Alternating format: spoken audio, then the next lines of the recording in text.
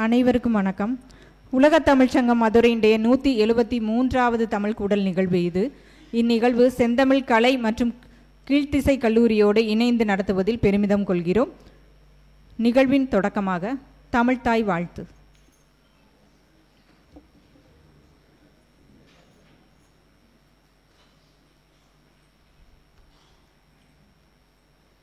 நீராறும் கடலுடுத்த நிலமடந்தை கெளிலொடுகும் சீராறும் வதனமென திகழ் பரத கண்டமிதில் தெக்கணமும் அதில் சிறந்த திராவிடனல் திருநாடும் தக்க சிறு பிறை நுதலும் தரித்தனரும் திலகமுமே அத்திலக வாசனை போல் அனைத்துலகும் இன்பமுற எத்திசையும் புகழ் மணக்க இருந்த பெரும் தமிழனங்கே தமிழனங்கே உன் சீரிழமை திறம்பியந்து செயல் மறந்து வாழ்த்துதுமே வாழ்த்துதுமே வாழ்த்துதுமே.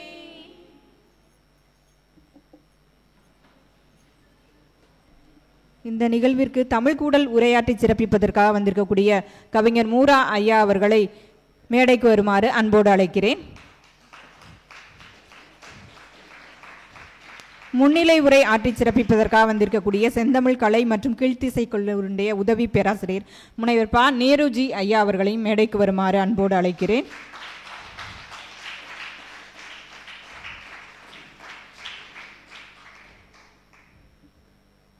இந்த நிகழ்விற்கு தலைமை தாங்கி வழிநடத்துகின்ற உலக தமிழ்ச்சங்கத்தினுடைய இயக்குனர் முனைவர் ஈசா பர்வீன் சுல்தானா அம்மா அவர்களுக்கு முதற்கண் என்னுடைய வணக்கத்தினை தெரிவித்து மகிழ்கிறேன்.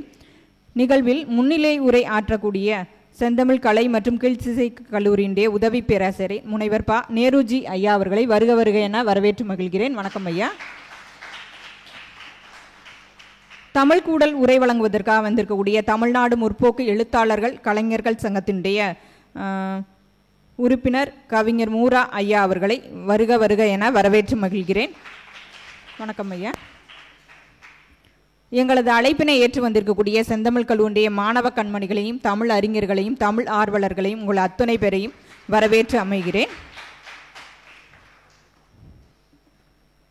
இந்த தமிழ் கூடல் நிகழ்வு எனது பார்வையில் பட்டுக்கோட்டையார் என்ற தலைப்பில் அமைகிறது. பட்டுக்கோட்டையாருடைய கவிதைகள் எல்லாமே மிகச்சிறப்பான கவிதைகள் என்று சொல்லலாம். மிக குறுகிய காலங்களில் வாழ்ந்தவர். 1930 ஆரம்பித்து 1959 வரையில் தான் அவருடைய வாழ்க்கை. 29 ஆண்டு காலம்தான் வாழ்ந்திருக்கிறார். ஆனாலும் அவருடைய பாடல்களுடைய தாக்கம் இன்று வரையில் நமக்கெல்லாம் இருக்கிறது என்று சொல்லலாம். முன்னாள் முதலமைச்சர் MG ராமச்சந்திரன் அவர்களுடைய திரைப்படங்களில் அவருடைய பாடல்கள் பதித்த முத்திரை என்பது குறிப்பிடத்தக்கது. மிகச்சிறப்பான கருத்துக்களை உடைய ஆழ்ந்த பாடல்களுக்கு சொந்தக்காரர். அவருடைய பாடல்களில் ஒன்றே ஒன்று மட்டும், குட்டியாடு தப்பி வந்தால் குள்ள நெறிக்கு சொந்தம், குள்ள நெறி மாட்டிக்கிட்ட குறவனுக்கு சொந்தம், தட்டுப்பட்ட மனிதர் கண்ணில் பட்டதெல்லாம் சொந்தம், சட்டப்படி பார்க்க போனா 8 அடிதான் சொந்தம். ஒரு மிகச்சிறப்பான வாழ்க்கையுடைய தத்துவத்தை சொல்லக்கூடிய ஒரு அருமையான பாடல். அந்த இவருடைய பாடல்களை கேட்டுக்கொண்டே இருக்கலாம். அவ்வளவு ஒரு ஆழ்ந்த கருத்துக்களை உடைய உயர்ந்த சிந்தனைகளை உடைய பாடல்களாக பட்டுக்கோட்டையாருடைய பாடல்கள் இருக்கும். மனோன்மணியம் சுந்தரனார் பல்கலைக்கழகத்தில் இவருடைய வாழ்க்கை வரலாறு பாடத்திட்டத்தில் வைக்கப்பட்டது. இளங்கலை மாணவர்களுக்கு பாடத்திட்டத்தில் வைக்கப்பட்டுள்ளது. அந்த வகையில் இந்த நிகழ்வு மிகச்சிறப்பான நிகழ்வாக அமைகிறது. இந்நிகழ்விற்கு முன்னிலை உரை ஆற்றி சிறப்பிக்க முனைவர் ப. நேருஜி ஐயா அவர்களை அன்போடு அழைக்கிறேன்.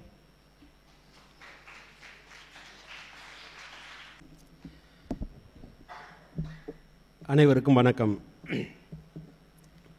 எங்கள் வாழ்வும் எங்கள் வளமும் மங்காத தமிழ் என்று சங்கே முழங்கு. செந்தமிழ் கல்லூரியிலிருந்து வருகை புரிந்துள்ள எங்கள் மாணவ கண்மணிகள் அனைவரையும் முதலில் அன்போடு வருக வருக என்று வரவேற்று மகிழ்கின்றேன். இவ்விழாவிற்கு வருகை புரிந்துள்ள அனைத்து தமிழ் சான்றோர்களையும் அவையோரையும் வணங்கி, எங்கள் செந்தமிழ் கல்லூரி ஒரு அறிமுகம். மதுரையில் உள்ள செந்தமிழ் கல்லூரி தமிழ்நாட்டில் உள்ள தமிழ் கல்லூரிகளில் ஒன்று. மதுரையில் வள்ளல் பொன் பாண்டித்துரை தேவர் மன்னர் பாஸ்கர சேதுபதி அவர்களால் 14/9/1901 ஆண்டு 4ஆம் தமிழ் சங்கம் நிறுவப்பட்டது. தமிழ் கல்லூரிகளை அதில் சில திட்டங்கள் எடுக்கப்பட்டது. தமிழ் கல்லூரிகளை தோற்றுவித்தல், சுவடிகளை தேடியும் வெளிவந்த பழைய நூல்களை பதிப்பித்தலும், தமிழ் தேர்வு நடத்துதல், மேலை நாட்டு ஆய்வு கோணத்தில் தமிழை ஆராய்தல், மேலை நாட்டு நூல்களை தமிழில் மொழிபெயர்த்தல், சேதுபதி செந்தமிழ் கலாசாலை என்னும் பெயரால் மாணவர்களுக்கு உண்டு உரையுள் வழங்கி தமிழ் இலக்கண இலக்கியங்களை கற்பித்தல் ஆகிய குறிக்கோள்களுடன் தொடங்கப்பட்டது. அதில் ஒரு பகுதியாக செந்தமிழ் கல்லூரி தமிழை மட்டுமே பயிற்றுவிக்கக்கூடிய கல்லூரியாக இன்று வரை செயல்பட்டு வருகின்றது. 1957ஆம் ஆண்டு கல்லூரி தொடங்கப்பட்டது. தொடங்கப்பட்ட பொழுது சென்னை பல்கலைக்கழகத்தின் கீழ் இணைவு பெற்றதாக இருந்தது. 1966ஆம் ஆண்டு மதுரை காமராசர் பல்கலைக்கழகத்தின் இணைவு பெற்றதாக இருக்கின்றது. பல்கலைக்கழக மானிய குழுவினரால் ஏ என்னும் தரச் சான்றிதழ் பெற்று மிகச் சிறப்பாக செயல்பட்டு கொண்டிருக்கிறது. திருமூலர் குறிப்பிடுவார்கள், யாவர்க்குமாம் இறைவருக்கு ஒரு பச்சிலை, எந்த ஒரு பச்சிலையை வைத்து வேண்டுமானாலும் இறைவனை வழிபடலாம். யாவர்க்குமாம் பசுவிற்கு ஒரு வாயுரை, பசுமாட்டிற்கு ஒரு வாயளவு உண்ண தீவனம் கொடுத்தால் போதும். யாவர்க்குமாம் உண்ணும்போது ஒரு கைப்பிடி, பசியோடு இருப்பவர்களுக்கு தனியாக நாம் ஆக்க வேண்டியதில்லை, ஆக்கும் பொழுதே அவர்கள் கொடுக்க வேண்டும் என்று ஒரு கைப்பிடி அளவு அரிசியை சேர்த்து போட்டால் போதுமானது, அவர்களுக்கு பசியை போக்க முடியும். யாவர்க்குமாம் பிறர்க்கு இன்னுரை தானே, நல்ல சொற்களை சொல்லும் பொழுது பிறருடன் பேசும்போது இனிமையான சொற்களே போதுமானது என்று குறிப்பிடுவார்கள். பிறர் மனதை காயப்படுத்தாமல் யாவர்க்குமாம் இறைவருக்கு என்பது ஆன்மீகத்தையும், யாவர்க்குமாம் பசுவிற்கு ஒரு வாயுர் என்பது பிற உயிர்களிடத்து இரக்கத்தையும், யாவர்க்குமாம் உண்ணும்போது ஒரு கைப்பிடி என்பது மனித நேயத்தையும், யாவர்க்குமாம் பிறர்க்கு இன்னுரை தானே என்பது நேசித்தலையும் குறிப்பிடுகின்றது. அந்த வகையில் இன்று இந்த நிகழ்விற்கு ஒரு புதிய வரியை சேர்த்து கொள்ளலாம். யாவர்க்குமாம் ஒரு சொல் கேளீர் என்பதை சேர்த்து வள்ளலார் குறிப்பிடுவார்கள், உயிர்களிடத்தில் அன்பு செலுத்த வேண்டும், தயவு காட்ட வேண்டும், யாவர்க்கும் மனதாலும் தீங்கு நினைக்கக்கூடாது என்று குறிப்பிடுவார்கள். வாடிய பயிரை கண்டபோதெல்லாம் வாடினேன் என்பது அனைவருக்கும் தெரியும். ஒவ்வொரு முறையும் வாடிய பயிரை கண்டபோதெல்லாம் வாடியவர், பசியினால் இளைத்து வீடுதோர் அறிந்து பசியார் அறாது அயர்ந்து வெற்றரை கண்டும் பதைத்தேன் என்று குறிப்பிடுகிறார். ஒவ்வொரு முறையும் வள்ளலாரை பற்றி குறிப்பிடும் பொழுது அவர் ஏற்றி வைத்த அந்த தீபம் இன்றும் அணையாமல் எரிந்து கொண்டிருக்கிறது. பர்வீன் சுல்தானா அம்மா அவர்களை பார்க்கும் பொழுது, மங்கையராக பிறப்பதற்கே நல்ல மாதவம் செய்திட வேண்டும் அம்மா, பங்கையர் கை நலம் பார்த்தல்லவோ இந்த பாரில் அறங்கள் வளரும் அம்மா என்ற வரிகளை அவருக்கு காணிக்கையாக செலுத்திவிட்டு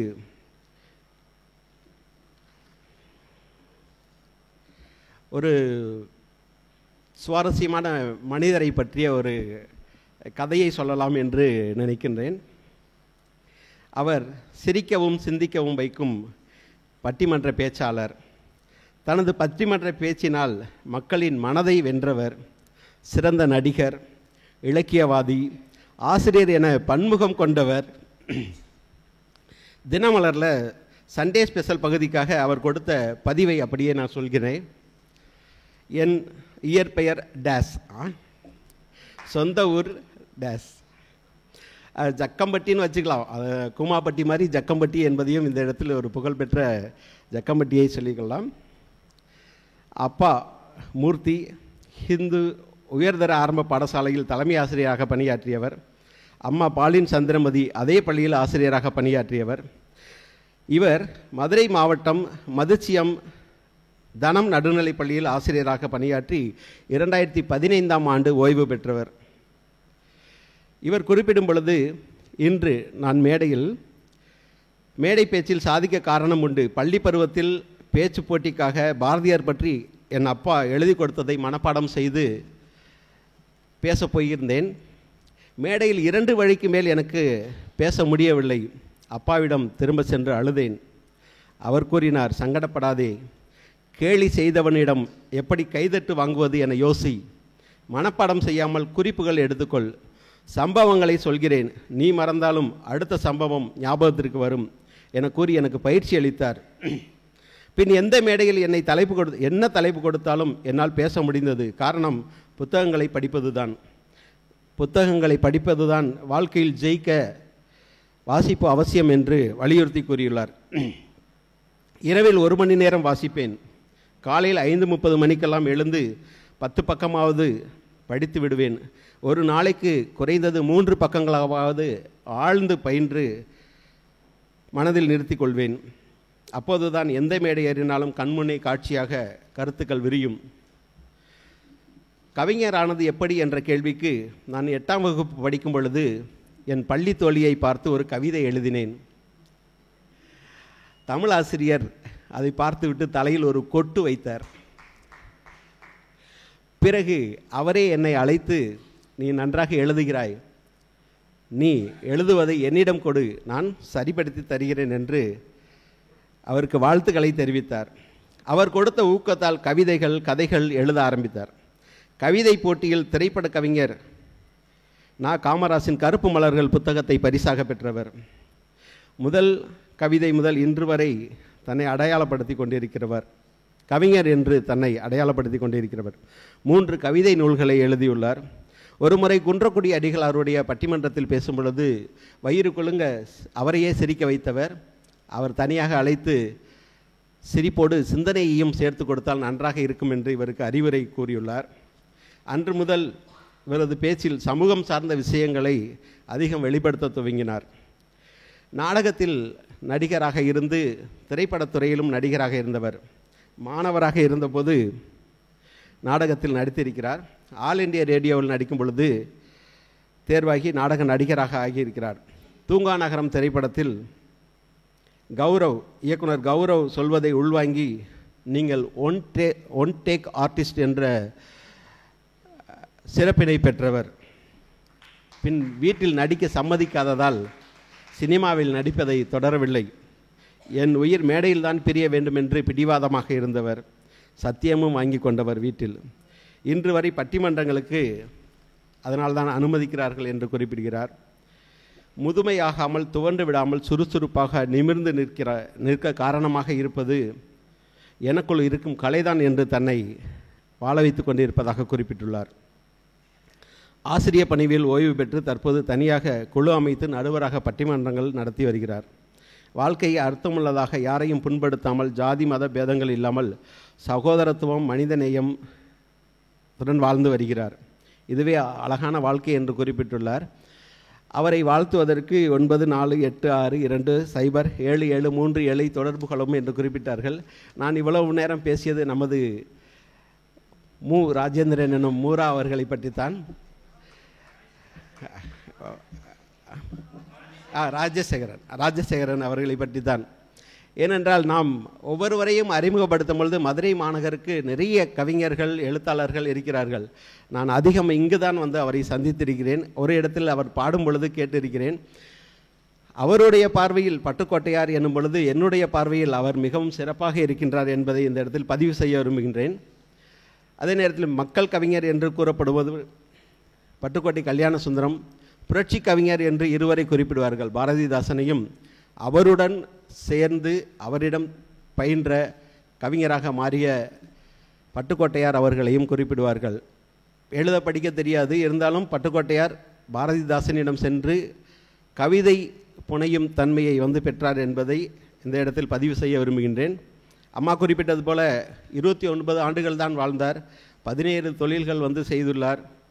இவருக்காக தஞ்சாவூர் மாவட்டத்தில் பட்டுக்கோட்டையில் மணிமண்டபம் தமிழக அரசால் நிறுவப்பட்டுள்ளது. மார்பளவு சிலை வைக்கப்பட்டுள்ளது. அவர் சம்பந்தப்பட்ட புகைப்படங்கள் வைக்கப்பட்டுள்ளது. பட்டுக்கோட்டையார் ஒரு முத்திரையான கேள்வியை கேட்டுள்ளார். சித்தர்களும் யோகிகளும் புத்தரோடு இயேசுவும் உத்தமர் காந்தியும் எத்தனையோ உண்மைகளை எழுதி வச்சாங்க, எல்லாம் தான் படிச்சிங்க, என்ன பண்ணி கிழிச்சிங்க அப்படின்னு கேட்பார். அதாவது ஒரு கேள்வி அப்படின்றது இந்த இடத்துல ஒரு விஷயத்தை படிக்கும்போது அது தொடர்பானது வரும். இந்தியா உலகிற்கே ஆன்மீகத்தை போதித்த நாடு, அகிம்சையை போதித்த நாடு. ஆன்மீகத்தையும் அகிம்சையையும் போதித்த நாடு. ஆனால் இன்று வரை இங்கு எந்த கோழியும் ஆடும் தானாக இருந்ததாக வரலாறு இல்லை என்று குறிப்பிடுவார்கள். ஏன்னா அந்த அளவுக்கு தான் வந்து இந்த மாதிரி இருக்குது அப்படி.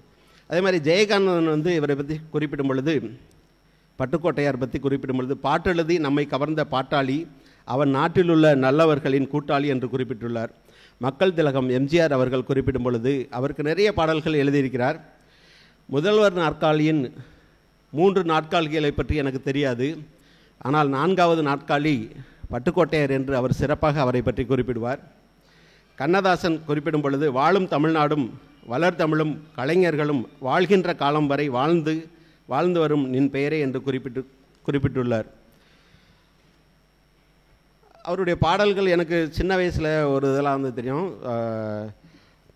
சிந்தித்து பார்த்து செய்கையை மாற்று, சிறுசா இருக்கையில் திருத்திக்கோ, தவறு சிறுசா இருக்கையில் திருத்திக்கோ, தெரிந்தும் தெரியாமல் நடந்திருந்தால் அது திரும்பவும் வராமல் பார்த்துக்கொள் என்று குறிப்பிடுவார். அதே மாதிரி மாணவர்களை பார்த்து குறிப்பிடும் பொழுது, அவர் சிறைச்சாலையில் இருக்க மாதிரியான ஒரு காட்சி, அதை அவர் பேசுவார். இருந்தாலும் ஒரு மட்டும் சொல்லிட்டு போகிறேன். ஓர் படைதனில் தூங்கியவன் வெற்றி இழந்தான், உயர் பள்ளியில் தூங்கியவன் கல்வி இழந்தான், கடைதனில் தூங்கியவன் முதல் இழந்தான், கொண்ட கடமையில் தூங்கியவன் புகழ் இழந்தான், இன்னும் பொறுப்புள்ள பெரியோர்கள் தூக்கத்தினால் பல பொன்னான வேலையெல்லாம் தூங்குதப்பா என்று குறிப்பிடுவார். அதே மாதிரி மூட நம்பிக்கையை சொல்லும் பொழுது, வேப்பமர உச்சியில் நின்று பேயொன்று ஆடுதுன்னு விளையாட போகும்போது சொல்லி வைப்பாங்க, உந்தன் வீரத்தை கொழுந்து நிலை கிள்ளி வைப்பாங்க, வேலையற்ற வீணர்களின் மூளையற்ற வார்த்தைகளை வேடிக்கையாக கூட நம்பி விடாதே, நீ வீட்டுக்குள்ளே பயந்து கிடந்து வெம்பி விடாதே என்று குறிப்பிடுவார்கள். அது மாதிரி ஒவ்வொரு இடத்துலையும் வந்து பார்த்திங்கன்னா அவருடைய பாட்டாளிகளுக்காக பாடினார் என்று குறிப்பிடும் பொழுது, காடு விளைஞ்சன்னா மச்சான் நமக்கு கையங்காலம் தானே மிச்சம். ஆண் பாடுவார், காடு விளையட்டும் பொண்ணே நமக்கு காலம் இருக்குது பின்னே என்று ஒரு மனதில் ஒரு உற்சாகத்தை ஏற்படுத்தும்படியாக குறிப்பிட்டிருப்பார். அது மாதிரி நிறைய சொல்லிகிட்டே போகலாம். ஐயா அவர்களுக்கு வந்து நேரம் கொடுத்து எனது நேரத்தை நான் வாய்ப்புக்கு நன்றி கூறி விடைபெறுகிறேன். நன்றி, வணக்கம். முன்னிலை உரை ஆற்றிய நேருஜி ஐயா அவர்களுக்கு நன்றி.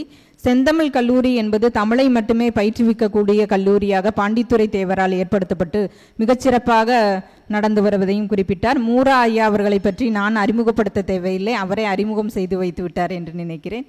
மிக்க நன்றி. உலக தமிழ்ச்சங்கத்தின் இயக்குனர் அம்மா அவர்கள் தலைமை உரையாற்றி சிறப்பிக்க வந்திருக்கிறார். அம்மா அவர்களை வரவேற்று மகிழ்கிறேன்.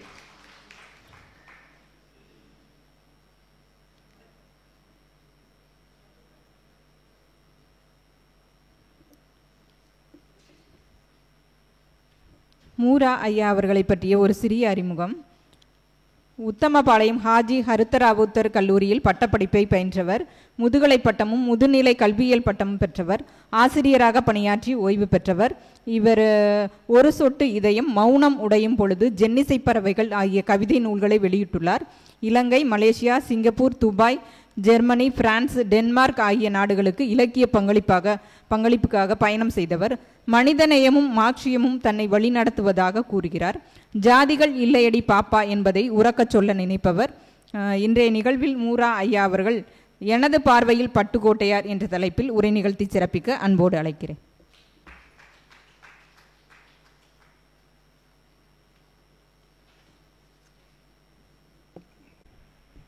ஒரு 5 நிமிடத்திற்கு முன்பு வரை நான் மிகுந்த தைரியமாக இருந்தேன்.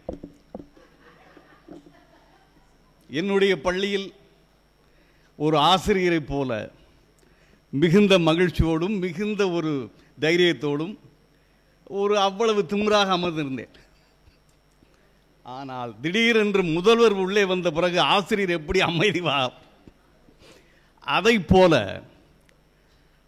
நான் பார்த்து வியந்து சிலாகித்து பிரமித்து போன ஒரு மாபெரும் பெண்மணி அவர்கள் சகோதரி பர்வீன் சுல்தான் அவர்கள். இன்று நம்முடைய மதுரை உலக தமிழ் சங்கத்தின் இயக்குனராக வந்து அமர்ந்திருக்கிறார்கள் என்ற அந்த செய்தியை கேள்விப்பட்ட அந்த நிமிடமே நிச்சயமாக இது உலக தமிழ்ச்சங்கம் என்று இதுவரை பெயரளவில் இருந்தாலும் கூட இனி உலகத்தின் அத்தனை தமிழ்ச்சங்கங்களுக்கும் தாயாக இருக்கும் என்ற ஒரு நம்பிக்கை என்னுடைய இதயத்தில் இருந்தது, வந்தது. அது நடந்து கொண்டிருக்கிறது. நிச்சயமாக உலக தமிழ்ச்சங்கங்கள்லாம் ஒன்றிணைந்து வெற்றி பெறக்கூடிய ஒரு மிகப்பெரிய இடத்திற்கு நாம் வருவோம் என்று முதலாவதாக நம்முடைய செயலர் அவர்களுக்கு என்னுடைய நன்றியை தெரிவித்துக் கொள்கிறேன், சகோதரி அவர்களுக்கு. அதே போல என்னை பற்றி வாழ்த்த வந்தவர், அறிமுக உரை நிகழ்த்த இருக்கின்ற நம்முடைய சோமசுந்தரி அம்மா அவர்களுடைய பணியை நிறைவு செய்து குறைவு செய்து அவரே என்னை பற்றி முழுமையாக அறிமுகம் செய்திருக்கிறார்கள். நேருஜி ஐயா அவர்களை நான் மிகுந்த பிரமிப்போடு பார்ப்பவன். செந்தமிழ் கல்லூரி அவருடைய ஆளுமை, அவருடைய பெருமை எல்லாம் எனக்கு நன்றாக தெரியும். அந்த அளவில் மிகப்பெரிய ஒரு ஆளுமைக்குரிய பேராசிரியர் பெருந்தகை அவர்களுக்கும் என் நன்றியை நான் தெரிவித்துக் கொள்கிறேன். அதே போல அரங்கத்தை நிறைத்திருக்கிற மிகப்பெரிய ஆளுமைகள் நான் எதிர்பார்க்கவே இல்லை.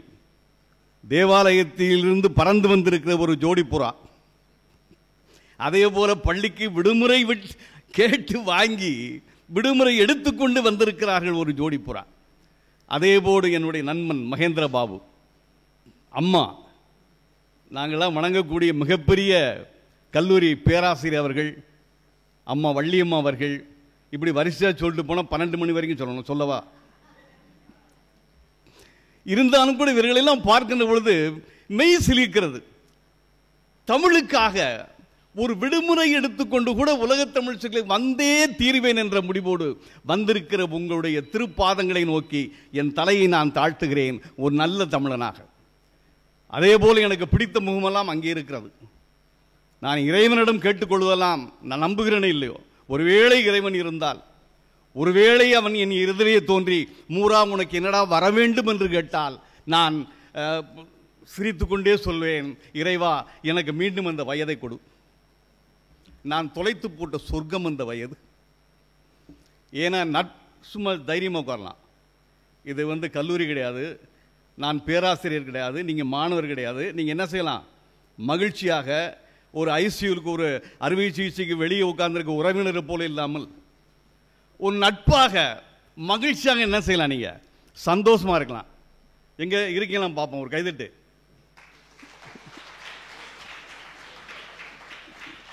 அவ்வளவு பெரிய ஆளுமை அவர்கள் உள்ளே நுழைகிற பொழுது நீங்கள் கரவொலி எழுப்பி அவங்க நினைச்சிருக்கணும், வரவேற்றிருக்க வேண்டும். அச்சம் தவிர மகிழ்ச்சியா இருங்க, நல்லா நிமிர்ந்து உட்காருங்க, நல்லா சிரிக்க பழகுங்கள். நான் பேச போகிற ஆள்னா சாமானியப்பட்ட ஆள் கிடையாது. திரை உலகத்தில் யாருக்கும் தலைவணங்காத, யாரையும் கண்டு அஞ்சாத, ஒரு தயாரிப்பாளர் என்ற முறையில் அவருக்கு அடிபணியாத, ஒரு இயக்குனர் என்ற முறையில் அவருக்கு அடிபணியாத ஒரு மாபெரும் எழுத்தாளனை பற்றித்தான் பேச போகிறேன். அவர் ஒன்றும் பிஹெச்டி முனைவர் பட்டம் பெற்றவர் அல்ல, 2ஆம் வகுப்பே படித்த ஒரு சாதாரண விவசாயி. புரிந்து கொள்ளுங்கள், 2ஆம் வகுப்பு தான் படிச்சிருக்காரு. கிட்டத்தட்ட 17 வேலைகள் பார்த்திருக்கிறார். 17 வேலை. அந்த 2ஆம் படிச்சுட்டு வெளியே வந்ததிலிருந்து விவசாயியாக, இட்லி விற்பவராக, தியேட்டரில் சோடா காப்பி விற்கிறவராக, அவர் பார்த்த வேலைகள் விவசாய மாடு மேய்க்கிறவராக, தரகு வேலைக்கு போவாராம். இந்த மாதிரி இத்தனை 17 வேலைகளை பார்த்த ஒரு மாபெரும் கவிஞனை பற்றி இங்கே என்ன செய்ய போகிறோம், பேச போகிறோம். ஜாலியாக இருங்க. தயவுசெய்து அவரை மறுபடியும் நான் பேசுகிறேன் நேரத்திற்குள்ள நான் பேசிட்டு போயிருவேன். உண்மையிலே இந்த உலக தமிழ் சங்கத்தை பார்க்கின்ற பொழுது உங்களுக்கு ஒரு விஷயம் தெரியும், எங்கே பெண்கள் நிறைவாக இருக்கிறார்களோ அந்த அமைப்பு வெற்றி பெறும். அதே போல இந்த உலக தமிழ் சங்கத்தை அப்படி பாருங்க, புகைப்பட பதிவிலிருந்து அறிமுக உரையிலிருந்து நன்றி உரை வரை எல்லாமே பெண்மணிகள். பெண்மையை போற்றுதும், பெண்மையை போற்றுதும், பெண்மையை போற்றுவோம். எங்கே பெண்மை இருக்கிறதோ அங்கே வெற்றி இருக்கிறது என்ற அர்த்தம். என் மனைவி வீட்டில் பிள்ளைகளை நன்றாக பார்த்துக் கொள்வாள் என்ற தைரியம் இருப்பதால் தான் நான் உலகமெல்லாம் சுற்றினேன். காரியம் யாவையும் என் கண்மணி செய்வதால் நான் சூரிய கவிஞனாய் சுற்றி வருகிறேன் சொல்லி வைரமுத்து சொன்னார். அது மாதிரி இந்த பெண்கள் குடும்பத்தின் கண்கள்ங்கிற மாதிரி இந்த உலக தமிழ் சங்கத்தினுடைய வெற்றிக்கு பின்னால் இந்த மாபெரும் பெண்மணிகள் இருக்கிறார்கள். அவர்களுக்கு என்னுடைய சிறப்பான நன்றியை நான் சொல்லிக்கொண்டு, யார் இந்த பட்டுக்கோட்டை, யார் இந்த பட்டுக்கோட்டை? சும்மா கிடந்த நிலத்தை குத்தி சொம்பல் இல்லாம ஏன் நடத்தி கம்மாக்கரைய ஓசத்தி கட்டி கரும்பு கொல்லையில் வாய்க்கா வெட்டி நெல்லு விளைஞ்சி இருக்கு அதில் பாட்டு போறந்தி இருக்கு எங்கள் பட்டுக்கோட்டையின் பாட்டு எங்கள் பட்டுக்கோட்டையின் பாட்டு அது 18 சுவை கூட்டு எங்கள் பட்டுக்கோட்டையின் பாட்டு அது 18 சுவை கூட்டு எழுதான் ஒரு நாட்டுப்புற கவிஞன். எங்கள் பட்டுக்கோட்டையினுடைய பாட்டு அது 18 சுவை கூட்டு. சும்மா கிடந்த சொல்லை எடுத்து சோம்பல் இல்லாம மண்ணை பிசைந்து கம்மாக்கரையில் மண்ணை பிசைந்து கவி சாற்றை அதில் பிழிந்து எழுதலாம் பாருங்க. ஒவ்வொரு வரிகளையும் பாருங்க. இப்படியெல்லாம் குழைச்சி நம்ம கொடுத்ததாம் பட்டுக்கோட்டையினுடைய பாட்டு. எனது பார்வையில் பட்டுக்கோட்டை யார்? திரையுலகத்தை கட்டி ஆண்டவர் எம்ஜிஆர். எம்ஜிஆர்னா எல்லா பேரும் ஆரல்வாங்க. திரையுலகத்தில் வந்துட்டார்னா பெருசு வந்துட்டாரு. அவருக்கு திரையுலகத்தில் ஒரு பேர் உண்டு, சின்னவர். எம்ஜி சக்கரபாணிக்கு ஒரு பேர் உண்டு, அவர் பெரியவர். இவர் சின்னவர், அவர் யாரு? பெரியவர். ஆக அந்த அளவுக்கு அந்த எம்ஜிஆர் ஸ்டுடியோ கூட நுழைஞ்சிட்டாருனால இவங்க அத்தனை பேரும் பயப்படுவாங்க. ஏன்னு கேட்டா அவருக்கு தெரியாத துறைகள் எதுவுமே கிடையாது. உண்மையிலே அப்படிப்பட்ட ஒரு பிரமிப்பான ஆளு. புகைப்பட ஒளிப்பதிவா, அந்த ஒளிப்பதிவில் என்ன டெக்னிக் இருக்குன்னு அவருக்கு நல்லா தெரியும். இசையமைப்பா கூட உட்காந்துருவாரு. எம்எஸ் விஸ்வநாதன் கூட உட்காந்து இந்த மெட்டு செய்யல. கிட்டத்தட்ட 58 மெட்டுக்கு மேல பாட்டு போட்ட விஷயங்கள்லாம் எம்ஜிஆருக்கு எம்எஸ் விஸ்வநாதனுக்கு உண்டு. ஆனால் பட்டுக்கோட்டையிடம் செல்லாது. பட்டுக்கோட்டையிடம் செல்லாது. இப்படித்தான் எம்ஜிஆருக்கு ஒரு பாட்டு எழுதுறாரு. ஆனால் எம்ஜிஆர் முதல்வரான பொழுது பெருமையோடு அவர் சொல்லிக் கொண்ட ஒரு காரியம் என்ன தெரியுமா உங்களுக்கு? நான் இந்த முதல்வர் பதவியில் அமர்ந்திருக்கிறேன் என்று சொன்னால் என் நாற்காலியின் ஒரு கால் பட்டுக்கோட்டை கல்யாண சுந்தரம்னாரு. ஏனென்றால் அவருடைய பாடலில் தான் மக்களுடைய இதய கதவை திறந்து கொண்டு உள்ளே நுழைந்து அந்த இதயத்தில் நான் போய் அமர்ந்தேன் அப்படிங்கிற ஒரு மாபெரும் விஷயத்தை எம்ஜிஆர் பிரகடனமா சொன்னார், அறிவித்தார். அவருடைய பாடல்கள்லாம் கேட்டு பார்த்தீங்கன்னா எம்ஜிஆருடைய பாடல்களில் நாங்கள் எல்லாம் அப்போ டூரிங் தேட்டர் உங்களுக்குலாம் தெரியாது, 25 பைசா டிக்கெட்டு. அந்த 25 பைசா டிக்கெட்டுக்கு உண்டியல் வாயை திறந்து வீட்டில் யாருக்கும் தெரியாமல் அதை களவாண்டு அங்கே போய் மண்ணை குமிச்சு அதில் ஏறி உட்காந்து மறைக்காமல் இருக்கிறக்காக ஒரு சிம்மாசனத்தை நாங்களே செட்டப் பண்ணுவோம். அந்த மண்ணை குமிச்சு உட்காந்துறது. பின்னால் இருக்க 2 பேர் அதை பழிப்பாங்க. சைன்னு பறித்து இறங்கிட்டே வரும். என்னடா பார்த்தா பின்னால் பறிச்சுருவாங்க. அப்போவே பறிக்கிறதுக்கு ஆளுங்க குழி பறிக்க உட்காந்து பார்த்தோம்னா அந்த திரையில் அந்த எம்ஜிஆர் வருகின்ற பொழுதே எப்படி இருக்கும் மனசு யோசிச்சு பாருங்க. அவர் வந்து முன்னால் உட்காந்துருப்போம். எம்ஜிஆரை பார்த்தோன்னா எங்களுக்கு அப்படி புல்லரிக்கும். அப்ப அந்த பாடல்கள் எங்களுக்கு சொல்லப்பட்டதை போல, சின்ன பயலே சின்ன பயலே செய்தி கேளடா, சின்ன பயலே சின்ன பயலே செய்தி கேளடா, நான் சொல்ல போகும் வார்த்தையை நன்றாய் எண்ணி பாரடா, நீ எண்ணி பாரடா, சின்ன பயலே சின்ன பயலே செய்தி கேளடா. நிமிந்து உட்காந்துக்கிறோம். என்னமோ சொல்ல போறாரா அப்படின்னு சொல்லி நெஞ்ச முத்துக்காரணும். அடுத்த வரிய பாருங்க.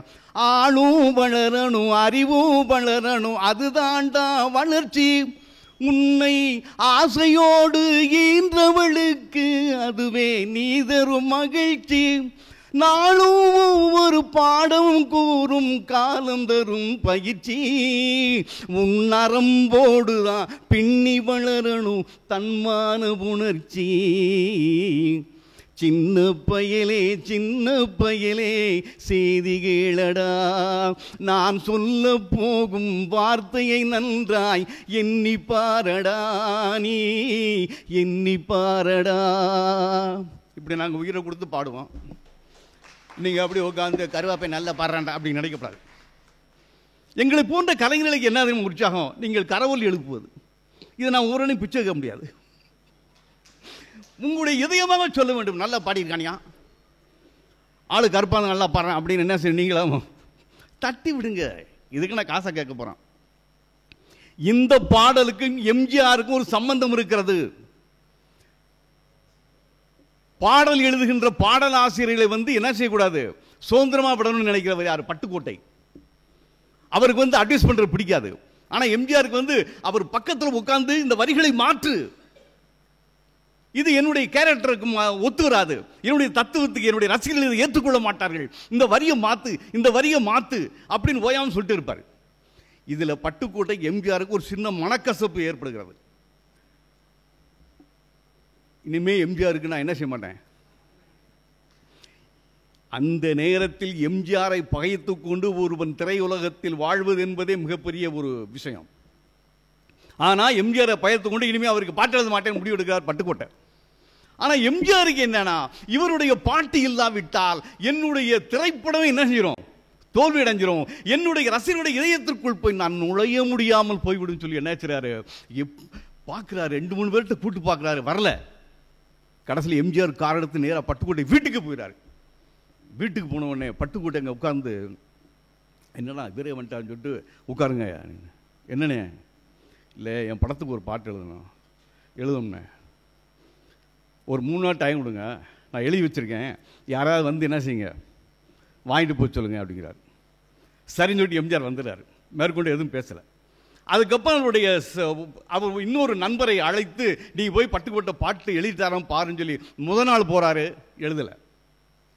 2ஆம் நாள் போகிறாரு, எழுதலை. 3ஆம் நாள் போகிறாரு, இவன் என்னன்னா டெய்லி வந்துட்டு இருக்கான்னு சொல்லிட்டு ஒரு பாட்டை எழுதி கையில் கொடுத்துட்டு போ. இந்த வந்தார் பார்த்தீங்களா எம்ஜிஆருடைய செயலாளர், அவர் திரும்பி போகிறப்ப அந்த பாட்டை வாசித்து பார்க்குறாரு. வாசித்து பார்த்தோன்னு குப்புனாகி போச்சு. ஆஹா, இவன் எம்ஜிஆரே இல்லை கிண்டல் பண்ணியிருக்கான், இதை போய் கொடுத்தா தலைவர் கொன்றுவாருன்னு சொல்லிட்டு ரொம்ப சங்கடப்பட்டே போயிருக்காரு. போய் எம்ஜிஆர்கிட்ட போனோன்னே, என்ன எழுதிட்டாரா? எழுதிட்டாருண்ணே. ஏன் உன் முகம் ஒரு மாதிரி இருக்கு? இல்லை பாட்டு. ஏன் பாட்டில் என்ன? இல்லை அதில் வேணாண்ணே, அது உங்களை பற்றி ஏதோ சொன்ன மாதிரி இருக்கு. என்ன காரணம்? எம்ஜிஆர் வாங்கி படித்து பார்க்குறாரு. ஏன் நல்லா தானே இருக்கு, ஆனால் என்னை வந்து சுதந்திரமாக நீ என்ன செய்ய முடியல, எழுத பாட்டு எழுத என்ன செய்யலை, நீ அனுமதிக்கலை. அதனால என்ன செய்யற, திட்டுற மாதிரி இருக்கும். சின்ன பையலை சேதிகளடா, நான் சொல்ல போகும் வார்த்தைகளா எண்ணிப்பாரடா, ஆளும் வளரணும் அறிவும் வளரணும்னாரு. எம்ஜிஆர் வந்து குட்டை. அப்போ அந்த செயலாளருக்கு யோசிக்கிறான், எம்ஜிஆர் என்ன சொல்லுவாரோன்னு சொல்லி. ஆனால் எம்ஜிஆர் உண்மை சிரிச்சுக்கிறாரு. எவ்வளவு சேட்டை இருந்தா சின்ன பையலன்னு எதுக்கு சொன்னார்னு கேட்டீங்கன்னா, நான் முதல்ல சொன்னேன் பார்த்தீங்களா, திரையுலகத்தில் சின்னவர் எம்ஜிஆர், பெரியவர் எம்ஜி சக்கரபாணி. அப்போ இந்த வார்த்தையை போட்டு சின்ன பையலே சேதிகளடா, நான் சொல்ல போகும் வார்த்தை நன்றா எண்ணிப்பாரடாங்கிற அந்த வார்த்தைகளை போட்டு எம்ஜிஆர் சிரிச்சுக்கிட்டாரு. டேய், கீழே சொல்றாரு, தனி உடைமை கொடுமைகள் தீர தொண்டு செய்யடா, நீ தொண்டு செய்யடா, தானா எல்லாம் மாறும் என்பது பழைய பொய்யடா தம்பி, பழைய பொய்யடா. இந்த வார்த்தையை அழுத்தி இந்த மாணவர்கிட்ட சொல்றேன்னு கேட்டீங்கன்னா, இப்படியே அமைதியாக உட்காந்துட்டு போனீங்கன்னா தேர்தல் கமிஷன் மிஷினில் உங்க பேரே இருக்காது. எதுக்கு எடுத்தாலும் இப்படி அமைதியாக உட்கார்ந்தா? இந்த ஆட்டுக்கும்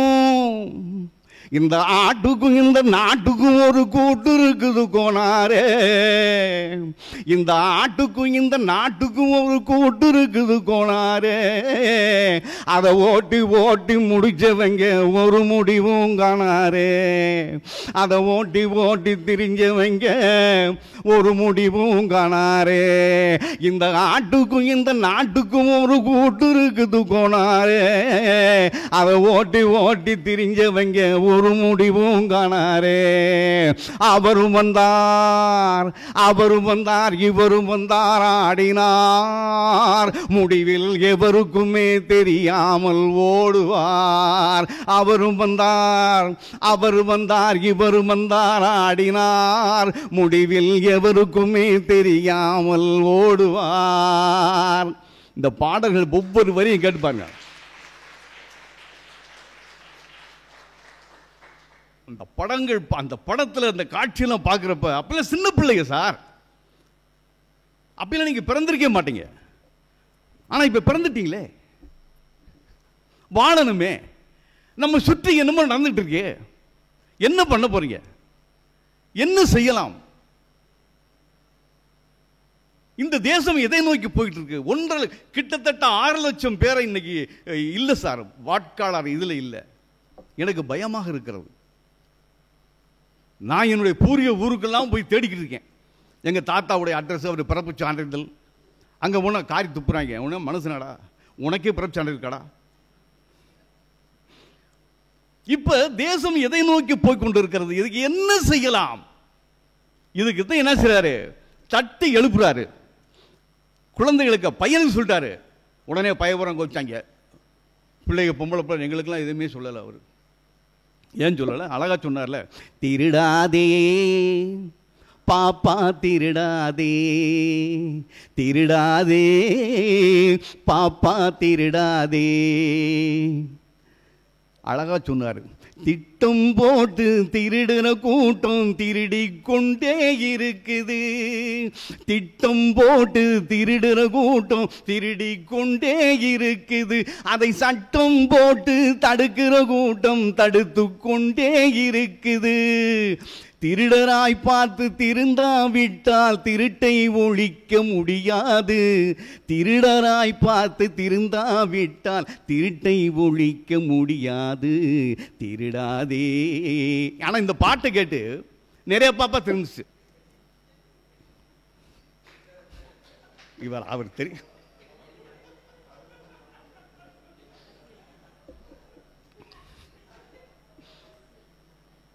இல்லை, நான் சொல்றேன், அதாவது சொல்றேன், அதை உள்வாங்கி கொண்டு எதற்காக சொல்லுகிறான்? அரசியல் பேசுகிற தவறாக யார் நினைக்காதீர்கள். நான் யாரை பற்றியும் சொல்லவில்லை. திருடு குறைஞ்சிருக்கா? இன்னை வரையும் குறைஞ்சிருக்கா? திட்டம் போடு திருட கூட திருடிட்டே இருக்க. நம்ம பேரையே திருடித்தானே. கிட்டத்தட்ட இத்தனை லட்சம் பேர்கள் திருடப்பட்டிருக்கு. என் வாக்கு திருடப்பட்டிருக்கு. என் பிள்ளையின் வாக்கு திருடப்பட்டிருக்கிறது. என் மனைவிக்கு வாக்கே இல்லையே. அப்ப நான் இந்திய குடியுரிமை இல்லையா? நான் நாடு நடத்தப்படுவேனா? இப்படிலாம் என்ன செய்யுது? மனது அப்படி ஒரு அச்சத்தை என்ன நம்ம கொண்டு வந்து கொடுக்குது. இதைத்தான் சொன்னார். பயப்படக்கூடாது. வாழ்க்கையில் எப்படி இருக்கணும்? தைரியத்தோடு இருக்கணும். அந்த தைரியத்தை யாரிடம் கற்றுக்கொள்ளுங்கள்? 14 வயசு சார் பட்டுக்கோட்டைக்கு. ஒரு விவசாயி 14 வயது வயக்காட்டை வேலையை பார்த்துட்டு அவர் அப்படி நடந்து வர்றாரு. அவர் இந்த கிராமத்திற்குள்ள ஒரு ஆறு ஓடும். அந்த ஆற்றோரமாக வேப்ப மரம் இருக்கு. அந்த வேப்ப மரத்துக்கு கீழே அந்த படியில் வந்து ஓய்வெடுக்கிறாரு. அப்போ அந்த ஆற்றங்கரை ஓரமாக கெண்ட குஞ்சு இருக்குல்ல, கெண்ட குஞ்சு அப்படி துள்ளி துள்ளி விளையாடுது. நம்மளால தான் என்ன செஞ்சிருப்பான்? வடக்குன்னு வேட்டி அவுத்து ஒரே ராவிட்டான். ஆனால் அந்த இளைஞன் 14 வயது இளைஞன், ஒத்த வயசு உங்களுக்கெல்லாம் இருக்கும்னு நினைக்கிறேன்.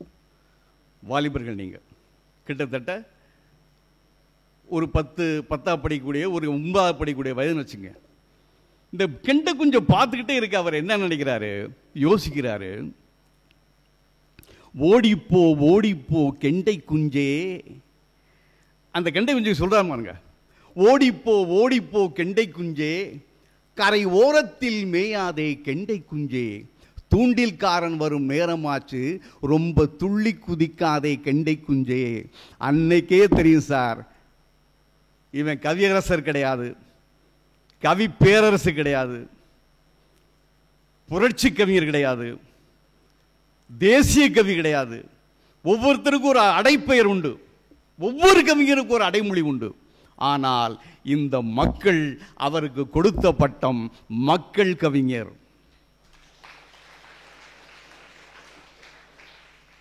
வேறு எந்த கவிஞருக்கு இது கொடுக்கல. இவருக்கு என்ன செஞ்சாங்க? அந்த பட்டத்தை கொடுத்தார்கள். இதுல இன்னொன்று இருக்கு. இவர் யாருக்கும் பயப்பட மாட்டார்னு சொன்ன பார்த்தீங்களா? இந்த பா நீலகண்டன் ஒருத்தர் இருக்காரு, டைரக்டர். இந்த டைரக்டர்கிட்ட போய் இந்த எழுத்தாளர்கள் போய் பேசுறது ரொம்ப கஷ்டம். ஆனால் பா நீலகண்டத்துக்கு பட்டுக்கோட்டைனா உயிர் சார். கெஞ்சிருக்கான் சார். ஒவ்வொரு ஸ்டுடியோவாக போய் அந்த பாட்டு எழுதுவதற்கு அவர் பட்ட பாடு கொஞ்சம் நெஞ்ச பாடு கிடையாது. மாடர்ன் தேட்டர்ஸுக்குள்ள போறாரு. மாடர்ன் தேட்டர்ஸில் டிஆர் சுந்தரம்ங்கிறவரெல்லாம் பயங்கரமான ஆள். அப்போவே கோட் போட்டு அந்த மாடர்ன் தேட்டர்ஸோட ஓனர் லண்டனில் படித்தவர். அவரை பார்க்கறது பேசுறது வந்து ரொம்ப அதிசயம். அவருக்கு முன்னால் அவருடைய நண்பர் சுலைமான் கூட்டு போகிறார். கூட்டு போய் இவர் ஒரு பாட்டு அது வந்திருக்காரு. அவர் அப்படி பார்த்துருக்காரு. யார் என்னையா இப்படி இருக்காங்க, இதெல்லாம் என்னையா பாட்டு அது? ஒரு கவிஞரை நிற்க வைத்துக் கொண்டு ஒரு அந்த வாலிபனை இவர் என்னடா பாட்டு எழுதுவார்னு சொல்லி இந்த அளவுக்கு ஒரு கேட்ட அதே மனிதனை அவர் அப்பர் மினிஸ்டர், சரி அவர் யார்கிட்ட கூட்டு போன, நம்ம ஜி ராமநாதன் இருக்காரு இசையமைப்பாளர், அவர்கிட்ட கூட்டு போ. ஜி ராமநாதன் ஆள் எப்படின்னு கேட்டீங்கன்னா மிகப்பெரிய இசை மேதை, அன்றைய இசை அமைப்பாளர்களில் மிகப்பெரிய மேதை. அவர்கிட்ட போய் பாட்டு பாட சொன்னா இவருக்கு என்ன பழக்கம் கேட்டீங்கன்னா, பட்டுக்கோட்டைக்கு இவர் வாய்ப்பாட்டுக்காரர்கள், பாரதி கூட வாய்ப்பாட்டுக்காரன் தான். எழுதுறப்ப தாளம் போட்டு என்ன செய்வாங்க, அவங்க சந்தத்தோடு எழுதி பழகினவங்க அவங்க. அதனால தான் பாரதியாருடைய பாடல்களையோ பட்டுக்கோட்டை பாடல்களை சந்தத்தோட எந்த இடத்துல என்ன செய்யலாம், நம்ம பாட முடியும். அது மாதிரி இவர் என்ன செய்யாரு, ஜி ராமநாதன் உட்காந்துருக்காரு, டேபிள் மேலே ஒரு தாளம் போடுறாரு, டங்கி தாளம் போட்ட உடனே ஜி ராமநாதன் பார்க்குறாரு, எப்படி இருக்கும். இப்போ ஹெட்மாஸ்டர் கூப்பிட்டு ஒரு பாடல் சொல்கிறான்னு சொன்னால் அவர் பக்கத்தில் போய் தாளம் போட்டு, அவர் டேபிளில் போய் தாளம் போட்டால் விடுவாரா? சப்புன்னு இருத்துவார்ல. ஜி ராமனுக்கு அந்த கௌரவம், அவங்களாம் மிகப்பெரிய ஆள். அப்படி பார்க்காரு, ஏய் யார் அவன், இந்த மாதிரி சந்தத்துக்கு டேபிளில் தாளம் கொடுங்க, உங்களை வெளியே வச்சுடா. எப்படி இருக்கும் யோசித்து பாருங்கள். தான் வாழ்க்கைக்கு ஒரு ஒளி குடிக்கும் நம்பிக்கையோடு வந்த ஒரு இளம் கவிஞனை வெளியே போய் என்று சொன்னுகிறான். நொந்து போய் வெளியே வராரு. அப்போ ஒரு முடிவெடுக்கிறாரு, என்றாவது ஒரு நாள், அதுக்காண்ட ஒரு மேல கோவிக்கல, என்றாவது ஒரு நாள் நீயே என்னை அழைத்து மிக மரியாதையோடு என் இசையில் நீ ஒரு பாடல் எழுத வேண்டும் என்று சொல்லுவார் அப்படிங்கிற அந்த மன உறுதியோடு என்ன செஞ்சாரு, வெளியே போனாரு. அதுவும் அவருடைய வாழ்க்கையில் நடந்தது. அதுதான் பா நீலகண்டத்தினுடைய அந்த படம். பா நீலகண்டன் என்ன செய்றாருன்னு கேட்டீங்கன்னா, சும்மா இருக்க மாட்டார். ஓயாம என்ன சொல்றாரு கேட்டீங்கன்னா, இந்த பரிய மாத்து, இந்த மரிய மாத்து, இப்படி போடு, இப்படி போடு, இப்படி போடுன்னு ஓயாம சொல்லுவார். இவருக்கு பயங்கரமான கடுப்பு வரும். ஏன்டா நான் எழுதுகிற பாடலை போய் இப்படியெல்லாம் குறை சொல்லிக்கிட்டு இருக்காருன்னு சொல்லிட்டு அப்படிலாம் மாற்ற முடியாது. ஏன் சொல்லிக்கிட்டு இருக்கேன், ஏதாவது மாற்றேன். கடைசியில் ஒரு டெம்போ இருக்கணுமே அந்த இதில். அந்த பாடல் எழுதுறாரு. கடைசியில் எழுதி அந்த பாடலை நீலகண்டன் கொடுக்குறாரு. நீலகண்டன் அந்த பாடலை பார்க்கிறாரு. காலநிலையை மறந்து சிலது கம்பையும் கும்பையும் நீட்டுது, காலநிலையை மறந்து சிலது கம்பையும் கும்பையும் நீட்டுது, புலியின் கடுங்கோபம் தெரிஞ்சிருந்தும் வாழை பிடிச்சு ஆட்டுது. அந்த புலி யாரு? புலியின் கடுங்கோபம் தெரிஞ்சிருந்தும் வாழை பிடிச்சு ஆட்டுது, வாழ்வின் கணக்கு தெரியாம பொண்ணு காசு எண்ணி பூட்டுது, ஆனா காதோரம் நரைச்ச முடி கதை முடிவை காட்டுது. மனுஷன் பிறக்கும் போது பிறந்த குணம் போக போக மாறுது. இந்த 4 வரியை படித்த உடனே நீலகண்டனுக்கு குப்புன்னு வேதிருச்சு. இவன் நம்மளைத்தான் திட்டுறான். கடைசி வரி அப்படித்தான் இருக்கு. புலியின் கடுங்கோபம் தெரிஞ்சிருந்தும் வாழை பிடிச்சி ஆட்டுதுன்னு எழுதினான் பாருங்க. ஏன்டா நான் தான் மாற்றி எழுத மாட்டேன், என்னுடைய கவிதைகளையோ என்னுடைய எழுத்துக்களையோ மாற்றுவதை நான் ஒருபோதும் அனுமதிக்க மாட்டேன்னு சண்டை போட்டு இருக்கா. நீ மாற்றித்தான் கொடுன்னு சொன்னா அந்த கடைசியில் வருது பார்த்தீங்களா, காதோரம் நரைச்ச முடி கதை முடிவை காட்டுது. ஏன்னு கேட்டா பா நீலகண்டனுக்கு காதோரம் முடி நரைத்திருக்கும். உடனே நீலகண்டன் பயந்து போயிட்டான்.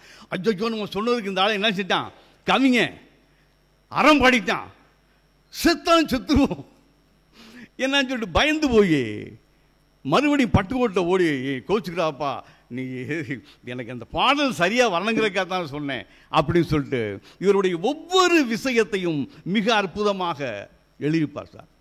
அப்போ நல்லா புரிஞ்சுங்க, 14 வயதில் ஒரு ஆற்றுக்குள் நீந்தி கொண்டிருக்கிற அந்த கெண்டை மீனுக்காக வருத்தப்பட்டவன் தான் வாழ்ந்த 29 வயதிற்குள், நல்லா ஞாபகம், நீங்கள் 29 வயசு நெருங்க போறீங்க, ஆனால் 29 வயதிற்குள் அவர் சாதித்த சாதனை, அவர் சிந்தித்த வேதனை, இந்த தேசத்திற்காக இந்த மக்களுக்காக எந்த இடத்திலும் யாருடனும் சமரசம் செய்து கொள்ளாத ஒரு மிகப்பெரிய கவிஞனாய் வலம் வந்தவன். எம்எஸ் விஸ்வநாதனுக்கும் இவருக்குமே சண்டை வந்திருக்கு. எம்எஸ் விஸ்வநாதன் பட்டுக்கோட்டையுடைய பாட்டு தான் அவ்வளவு பிரியம். ஏன்னு கேட்டீங்கன்னா, இந்த மாடர்ன் தியேட்டரில் பாசவலை பாட்டுக்கு தஞ்சை ராமதாசிலிருந்து உடுமலை நாராயணகவியிலிருந்து எத்தனை பேர் பாட்டு எழுதி பார்க்குறாங்க. பட் யாராலும் என்ன செய்ய முடியல, பாட்டு எழுத முடியல. எனக்கு விஸ்வநாதன் கடுப்பில் இருக்கான்.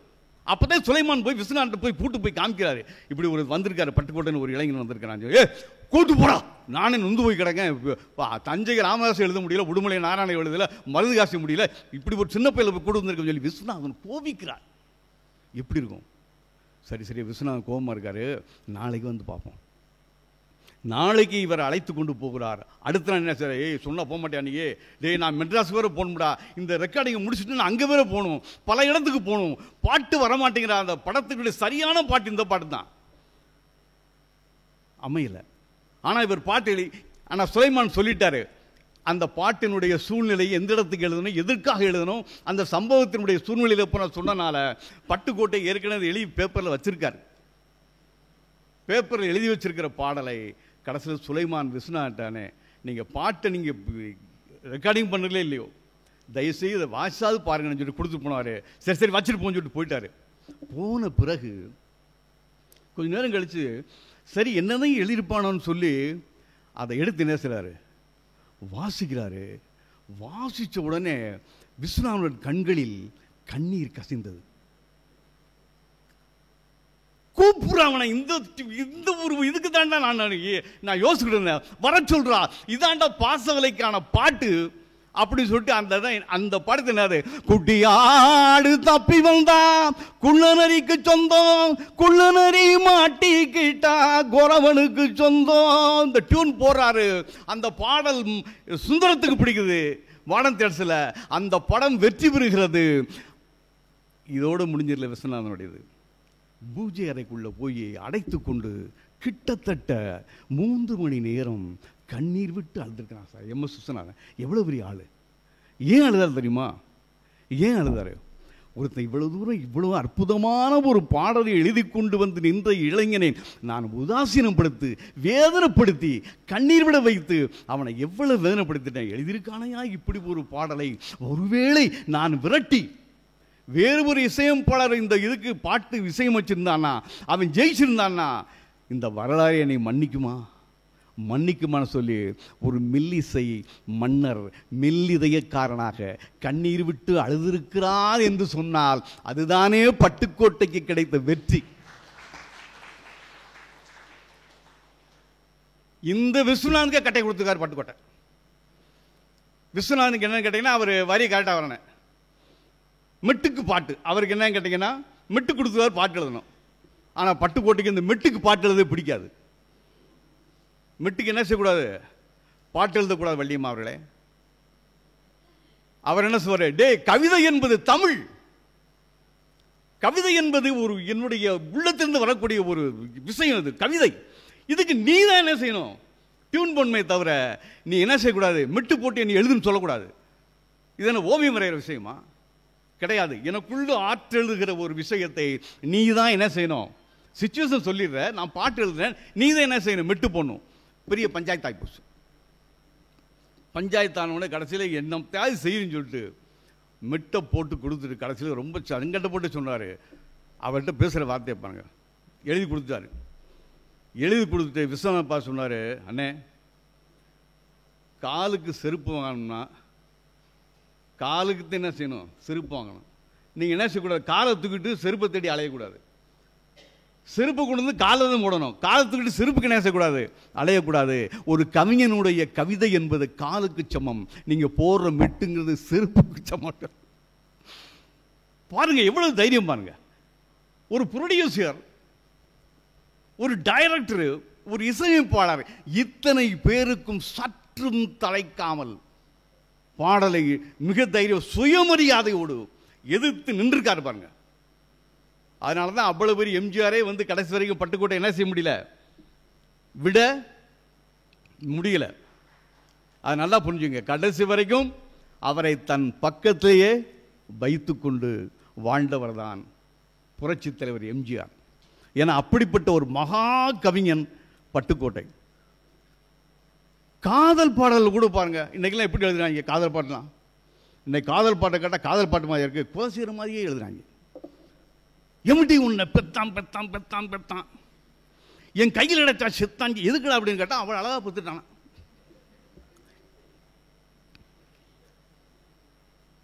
யோசிச்சு பாருங்க, ஒரு காதல் பாடலை இன்றைய கவிஞர்கள் எவ்வளவெல்லாம் கேவலமா எழுதிட்டு இருக்காங்க. ஆனால் பட்டுக்கோட்டை எழுதினான். கல்யாண பரிசு. ஸ்ரீதர் எப்படிப்பட்ட ஆளுன்னு தெரியும். ஸ்ரீதர்லாம் பயங்கரமான ஆளு. 3 மணி நேரம் பட்டுக்கோட்டையை உட்கார வச்சு கதை சொல்றாரு. யோ வா, நீ பெரிய சமுதாய கருத்துள்ள மிகப்பெரிய ஒரு ஆளு, எந்த பாட்டை கொடுத்தாலும் அதுக்குள்ள ஏதாவது ஒரு புரட்சின்னு ஏதாவது வார்த்தையை வைப்ப, இல்லாட்டி சித்தாந்தத்தை கொண்டு வந்து சில கம்யூனிஸ்டத்தை கொண்டு வந்து பூத்திடுவேன்.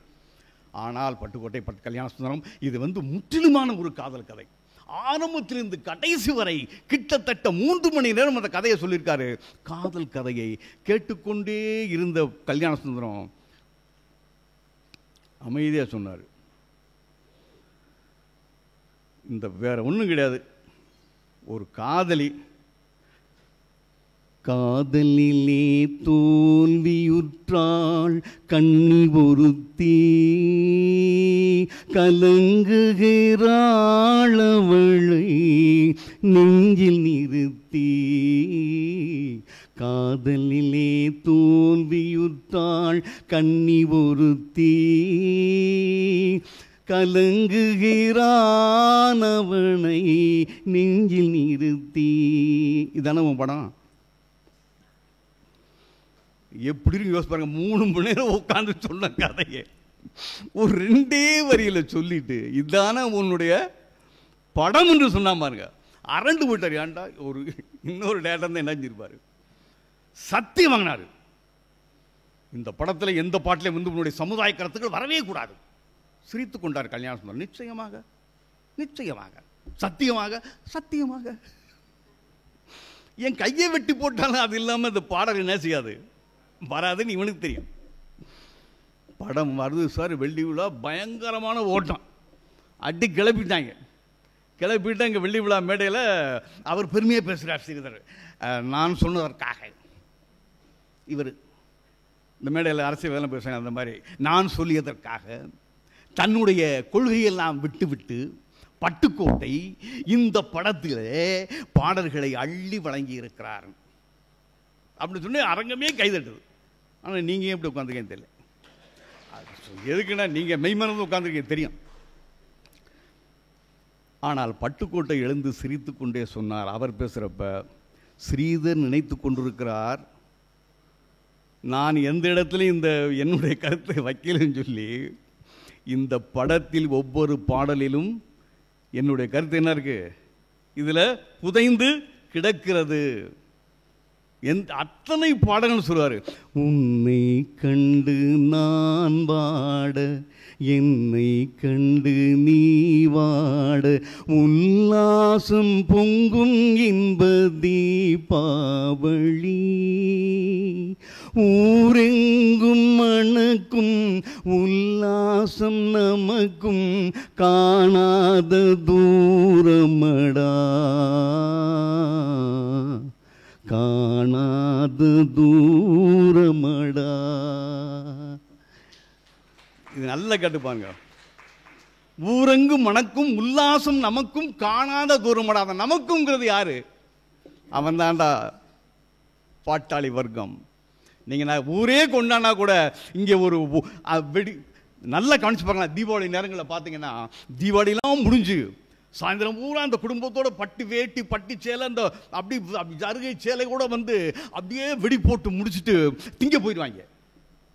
அந்த திங்க போன அந்த மாலை நேரங்களில் அந்த இருட்டுகிற நேரத்திலே 6-7 சின்ன குழந்தைகள் துவைத்து போட்ட கிழிந்த உடைகளை அணிந்து கொண்டு அந்த தெருக்களிலே வெடித்து நமுத்து போன பட்டாசுகளை எல்லாம் பிறக்கி கொண்டு, யோசிச்சு பாருங்க, பிறக்கிக்கிட்டு போங்க.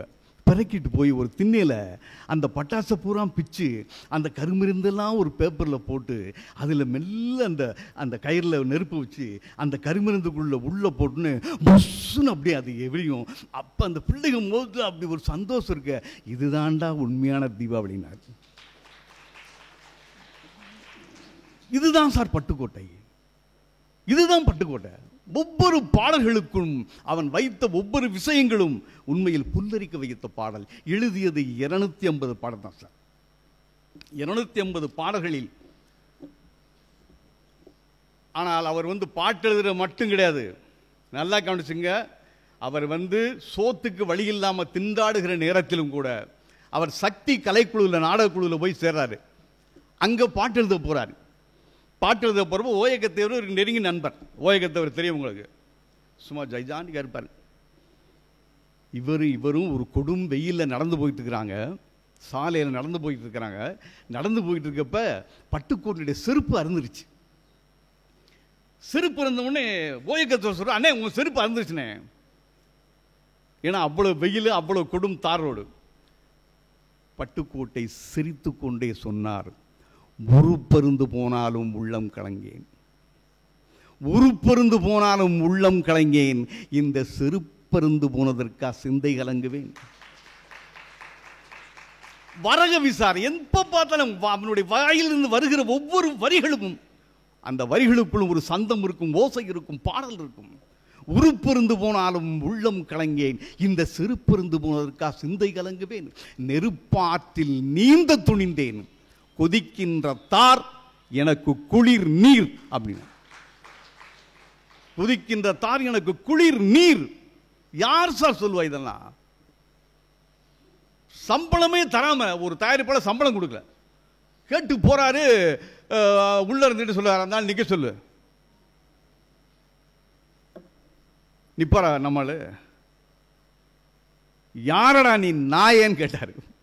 நேற்று உன்னை நடுவீதியில் பார்த்தேன், தாயால் பிறந்தேன், தமிழால் வளர்ந்தேன், நாயை நீ யாரடா என்னை நில்லென்று சொல்ல சொன்னார் பாருங்க. தாயால் பிறந்தேன், தமிழால் வளர்ந்தேன், நீ யாரா என்னை நில்லுன்னு சொல்ல. போட்டு சவுண்டை விட்டு கிளம்பிட்டாரு. அரண்டா அந்த ஆளு. ஓடி அவருக்குரிய தொகை கொடுத்து போனாங்க. சுயமரியாதை எந்த இடத்திலும் விட்டு கொடுக்காமல், மற்ற கவிஞர்லாம் இறந்து போனான்னு சொல்லலாம், ஆனால் பட்டுக்கோட்டையை காலமானான்னு சொல்லணும். ஏனென்றால் இறந்த காலத்திற்கும் நிகழ்காலத்திற்கும் இனி வருங்காலத்திற்கும் வாழப்போகிற ஒரே ஒரு கவிஞன் யார் என்று சொன்னால் பட்டுக்கோட்டை கல்யாண சுந்தரம் தான். ஏனென்று சொன்னால் அவர் வாழ்கின்ற ஒவ்வொரு காலமும் மனிதர்களோடு நெருங்கி பழகிய ஒரு மகத்தான ஒரு கவிஞன் பட்டுக்கோட்டை.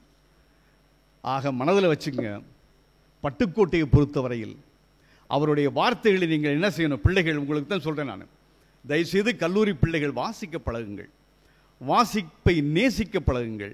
தினந்தோறும் ஒரு 10 பக்கமாவது படித்து விட்டுத்தான் நான் உறங்குவேன் என்ற லட்சியத்தை பெண் குழந்தைகளை உங்களுக்கு சொல்கிறேன். நல்லா ஞாபகம், இனி வருங்காலம் உங்கள் கையில். வருங்காலம் யார் கையில்? நம்ம கையில் கிடையாது. இனி அவங்க தான் இந்த பேரணத்தை கட்டி ஆளப் போகிறவர்கள். ஆக ஒரு விஷயத்தை பழகிக்கொள்ளுங்கள், இவருடைய கவிதைகளை எல்லாம் தயவு செய்து வாசித்து பாருங்கள். பட்டுக்கோட்டை எவ்வளவு பெரிய மகா கவிஞன் என்பது உங்களுக்கு தெரியும்.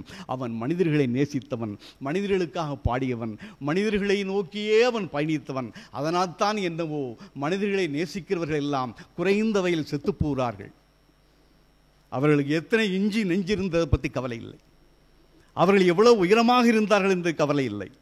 ஆனால் இன்றும் வாழ்ந்து கொண்டிருக்கிற ஒரு சுயமரியாதை கவிஞன், சமத்துவ கவிஞன், மக்கள் கவிஞன் பட்டுக்கோட்டையே எனது பார்வையில் என்னை கவர்ந்த கவிஞன் என்று சொல்லி வாய்ப்பளித்த நல்ல உள்ளங்களை வணங்கி விடைபெறுகிறேன். நன்றி, வணக்கம். மிக அருமையானதொரு உரைன்னு நினைக்கிறேன். பட்டுக்கோட்டை குறித்து அவருடைய உரையில் பாட்டும் இருந்தது, உரையும் இருந்தது, நடிப்பும் இருந்தது என்று சொல்லலாம். கவிஞர் மூரா ஐயா அவர்களுக்கு நன்றியினை தெரிவித்துக் கொள்கிறோம். உலக தமிழ்ச்சங்க இயக்குனர் அம்மா அவர்கள் ஒரு சில வார்த்தைகளோடு ஐயா அவர்களுக்கு சான்றிதழ் வழங்கி சிறப்பிப்பார்கள். அம்மா அவர்களை அன்போடு அழைக்கிறேன். அனைவருக்கும் வணக்கம். மானமும் அறிவும் மனிதனுக்கு அழகு என்று சொன்ன தந்தை பெரியாரை இந்த வினாடியில் நினைவு கூறுகிறேன். பட்டுக்கோட்டை கல்யாண சுந்தரம் அவர்களை பற்றி மு. ராஜேந்திரன் என்று பெயரிடப்பட்டு எல்லோராலும் மூரா என்று அன்பாக அழைக்கப்படுகின்ற நம்முடைய அவர் தான் ராஜேந்திரன் என்கிட்ட சொன்னார். ராஜசேகரன், மு. ராஜசேகரன் என்கின்ற பெயரை கொண்டு பள்ளியிலே ஆசிரியராக பணியாற்றி தமிழ்நாடு முற்போக்கு சங்கத்திலே செயற்குழு உறுப்பினராக இருந்து பல்வேறு கலை இரவுகளில் பட்டுக்கோட்டையாரை தூக்கி சுமக்கின்ற நல்லிதயங்களில் ஒன்றாக இருக்கக்கூடிய கவிஞர் மூரா அவர்கள் இப்பொழுது என் பார்வையில் பட்டுக்கோட்டை என்கின்ற தலைப்பில் இன்றைய இளைய சமுதாயத்தினருக்கு கவிஞர் பட்டுக்கோட்டை கல்யாண சுந்தரம் அவர்களை கடத்துவதில் இன்றைக்கு பெரும் முயற்சியில் ஈடுபட்டு அதில் ஓரளவு வெற்றியும் பெற்றிருக்கிறார். அவர் பேசுகின்ற பொழுது நான் இந்த அரங்கத்தை தான் பார்த்து கொண்டிருந்தேன். இந்த அரங்கத்தில் இருக்கக்கூடிய இளைஞர்கள் எந்த அளவிற்கு நம்முடைய மூத்த தலைமுறையில் இருக்கக்கூடிய ஒரு கவிஞனை பற்றிய வரலாறு சொல்லப்படுகின்ற பொழுது அதை கூர்ந்து கவனிக்கிறீர்கள் என்றுதான் நான் பார்த்து கொண்டிருந்தேன். அவர் பல பெயர்களை சொன்னார். ஓ.கே. தேவர் தெரியும்ல அப்படின்னாரு. யாருக்கும் தெரியல. மூத்த தலைமுறைக்கு தான் தெரிகிறதே தவிர இளைய தலைமுறைக்கு ஓ.கே. தேவரை தெரியாது. தயாரிப்பாளர் சுந்தரம், சேலம் சுந்தரம், மாடர்ன் தியேட்டர்ஸ், அவர்கிட்ட தான் அவர் அந்த காசு பற்றி எழுதுகின்ற பொழுது வாசல்ல அவரை நிறுத்திடுறாங்க. அப்போ தான் அவர் குறிப்பை எழுதிட்டு போயிடுறார். எப்போவுமே சுந்தரம் சார் உட்கார்றாருன்னா அவருக்கு ஒரே சேர் தான் இருக்கும் அந்த ரூமில், யாராக இருந்தாலும் நிற்கணும். அந்த நேரத்தில் தான் அவருடைய கோபமான மரியாதை கொடுத்து, அவரும் ஒன்றும் இல்லை, இப்படி நின்றுட்டு இருக்கிறாங்க, அவர் உட்கார்ந்துருக்கிறாராம். இதை நான் ஏன் சொல்கிறேன் அப்படின்னா, கடந்த சில வருடங்களுக்கு முன்னால் கிட்டத்தட்ட 7 ஆண்டுகள் பாட்டாளி படைப்பாளி ஆன வரலாறு என்கின்ற பொருண்மையில் ஆவணப்படத்தை திரு சாரோன் அவர்கள் இயக்கினார்கள். அவர்களுடைய அந்த ஆவணப்பட பணிகளில் என்னை நானே சேர்த்து கொள்ளக்கூடிய ஒரு பெரும் வாய்ப்பு நான் பெற்றேன். அந்த ஆவணப்படத்திற்காக போய் தேடிக்கொண்ட ஆவணங்களில் உயிரோடு இன்றைக்கு அவரோடு தொடர்பு கொண்ட இருந்த மனிதர்களில் பேசிய கருத்துக்களிலிருந்து நான் பெற்ற அனுபவம் தான் இது. அவர்கள் சுந்தரம் ஐயா அவர்கள் உட்கார்ந்திருந்தால் யாரும் அறையில் உட்கார முடியாது. அவர் உள்ள வரார், பாட்டு எழுதுறப்பா நீ என்னுடைய படத்துக்கு அப்படின்னு சொன்ன உடனே ஒரு சின்ன பென்சிலை வாங்கி ஏதோ ஒன்று எழுதி சுந்தரம் சார்கிட்ட கொடுத்துருக்கார். சுந்தரம் சார் அதை படித்த உடனே ஒரு சேர் போடுப்பா அப்படின்னு சொல்லியிருக்கார். சேர் அவருக்கு போடப்பட்டது. அதில் உட்கார்ந்து அவர் பேசியிருக்கிறார். பின்னால் அதில் என்ன எழுதியிருந்தது என்ற அந்த உதவியாளரின் உதவியால் தெரிந்து கொண்ட பொழுது அதில் எழுதியிருந்தது, மரியாதை கொடுத்து மரியாதை பெறவும். இதுதான் பட்டுக்கோட்டை கல்யாண சுந்தரம். இன்னொரு விஷயத்தை திரும்ப திரும்ப மூரா அவர்கள் சொல்லிக்கொண்டே இருந்தார்கள். மற்றவர்களை அவமானப்படுத்த மாட்டார் பட்டுக்கோட்டையார். தன்னுடைய சுயமரியாதையை எங்கேயும் விட்டு கொடுக்க மாட்டார். இதுதான் பட்டுக்கோட்டையாரை பற்றி நான் புரிந்து கொண்டிருக்கக்கூடிய அளவு. எம்.ஜி. ராமச்சந்திரன் அவர்கள், புரட்சித் தலைவர் எம்.ஜி. ராமச்சந்திரன் அவர்கள் நம்முடைய மேனாள் தமிழ்நாட்டின் முதலமைச்சராக பணிபுரிந்தவர். அவர் 1982ஆம் ஆண்டு வானொலிக்கு அளித்த பேட்டி, அந்த பேட்டியிலே அவர் ஒரு வாக்குமூலத்தை தருகிறார். நீங்கள் தேடினால் அவருடைய குரலிலேயே அது கிடைக்கும். அவர் சொல்கிறார், என் முதல்வர் நாற்காலியின் 3 கால்கள் யார் என்று எனக்கு தெரியாது. என் 4வது கால் பட்டுக்கோட்டை கல்யாண சுந்தரம் என்று பேசுகிறார். மெட்டுக்கு பாட்டெழுதியவர் இல்லை என்று கவிஞர் மூரா அவர்கள் அடிக்கடி சொல்லிக்கொண்டே இருந்தார். என்ன நிகழ்ந்திருக்கிறது என்றால், ஆர்.எம். வீரப்பன் அவர்கள் நேரடியாக சொன்ன கருத்து, ஏற்கனவே அவர் எழுதிய பாடல்கள் திரைப்பாடல்களாக வந்தன.